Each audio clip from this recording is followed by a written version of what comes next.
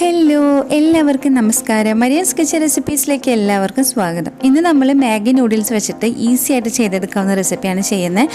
വളരെ ടേസ്റ്റി ആയിട്ടുള്ള റെസിപ്പിയാണ് കേട്ടോ. അപ്പോൾ നമുക്കിത് എങ്ങനെ ചെയ്യണമെന്ന് നോക്കാം.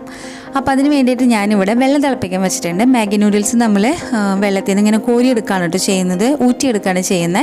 അപ്പോൾ വെള്ളം നന്നായിട്ട് തിളച്ച് കഴിയുമ്പോൾ ഞാനിവിടെ ചിക്കൻ ഫ്ലേവറുള്ള മാഗി നൂഡിൽസാണ് ചേർത്ത് കൊടുക്കുന്നത്. 2 പാക്കറ്റ് നൂഡിൽസാണ് കേട്ടോ ഞാൻ എടുത്തിരിക്കുന്നത്. നിങ്ങൾക്ക് എത്രയെന്ന് വെച്ച് കഴിഞ്ഞാൽ അതിനനുസരിച്ച് എടുക്കാം. ഇത് നന്നായിട്ടൊന്ന് വേവിച്ചെടുക്കണം, അതായത് ഓവർ കുക്കായി പോകാൻ പാടില്ല കേട്ടോ. ഇവിടെ ഇത് വെന്ത് വന്നിട്ടുണ്ട്. ഇനി നമുക്കിത് ഇതിൻ്റെ വെള്ളം ഊറ്റിക്കളയണം. മരിപ്പ പാത്രത്തിലിട്ടിട്ട് വെള്ളം ഊറ്റിക്കളയാം. എന്നിട്ട് ഇച്ചിരി തണുത്ത വെള്ളം അതിൻ്റെ മുകളിൽ കൂടെ ഒഴിക്കുക കേട്ടോ.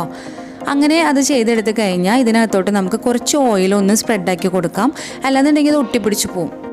അല്പം ഓയിൽ നമ്മുടെ കയ്യിലാക്കിയിട്ട് ഈ നൂഡിൽസ് ആകമാനം ഒന്ന് സ്പ്രെഡാക്കി കൊടുത്താൽ മതി. അപ്പോൾ ഇത് ഒട്ടിപ്പിടിക്കാണ്ട് നമുക്ക് യൂസ് ആക്കാനായിട്ട് പറ്റും. ഇനി നമുക്കിത് തയ്യാറാക്കി എടുക്കാം. ഇതിൻ്റെ മസാല റെഡിയാക്കി എടുക്കാം കേട്ടോ. അപ്പോൾ പാത്രം ചൂടാക്കി കഴിഞ്ഞാൽ അതിനകത്തോട്ട് നമുക്ക് കുറച്ച് ഓയിൽ ഒഴിച്ച് കൊടുത്തിട്ട് നന്നായിട്ടൊന്ന് ചൂടാക്കി എടുക്കാം. ഇതിനകത്തോട്ട് നമുക്ക് തക്കാളി, സവാള, അതുപോലെ ക്യാപ്സിക്കം എടുത്തിട്ടുണ്ട്. പിന്നെ പച്ചമുളക് ചേർക്കാൻ ആഗ്രഹമുള്ളവരാണെന്നുണ്ടെങ്കിൽ 2-3 പച്ചമുളകും കൂടി ഇതിനകത്തോട്ട് ചേർത്ത് കൊടുത്തിട്ട് വഴറ്റിയെടുക്കാം. ഇത് വഴണ്ടി വന്നു കഴിഞ്ഞാൽ ഇതിനകത്തോട്ട് നമുക്ക് വെജിറ്റബിൾസ് ചേർത്ത് കൊടുക്കാം. ഞാനിവിടെ ക്യാരറ്റ് എടുത്തിട്ടുണ്ട്, അതിങ്ങനെ നീളത്തിൽ കട്ട് ചെയ്തെടുത്തതാണ്. അതുപോലെ ബീൻസ് എടുത്തിട്ടുണ്ട് കേട്ടോ, അതൊക്കെ ഒരു വലുപ്പം അനുസരിച്ചിട്ട് കട്ട് ചെയ്യുക. പിന്നെ മഷ്റൂം എടുത്തിട്ടുണ്ട്, ക്യാബേജ് എടുത്തിട്ടുണ്ട്. ഇതിലേക്ക് നിങ്ങൾക്ക് ഗ്രീൻ പീസൊക്കെ വേണമെന്നുണ്ടെങ്കിൽ നിങ്ങളുടെ ഇഷ്ടത്തിനനുസരിച്ച് ചേർത്ത് കൊടുക്കാം. അതുപോലെ ചിക്കനൊക്കെ ചേർക്കണമെന്നുണ്ടെങ്കിൽ അതും ചേർത്ത് കൊടുക്കുക കേട്ടോ.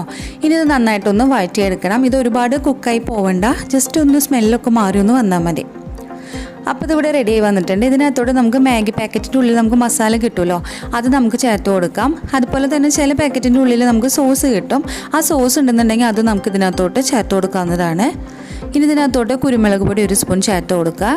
പിന്നെ ആവശ്യത്തിനുള്ള ഉപ്പ് ചേർത്ത് കൊടുക്കണം.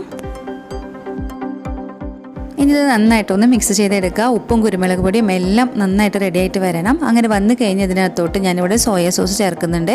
ഏകദേശം 1 ടീസ്പൂൺ സോയ സോസാണ് ചേർത്ത് കൊടുത്തത്. അതുപോലെ തന്നെ ടൊമാറ്റോ കെച്ചപ്പും കൂടി ചേർക്കുന്നുണ്ട് കേട്ടോ. അതും 1 ടേബിൾ സ്പൂൺ ടൊമാറ്റോ കെച്ചപ്പാണ് ചേർത്ത് കൊടുത്തിരിക്കുന്നത്. ഇത് രണ്ടും നന്നായിട്ടൊന്ന് മിക്സ് ചെയ്തെടുക്കുക.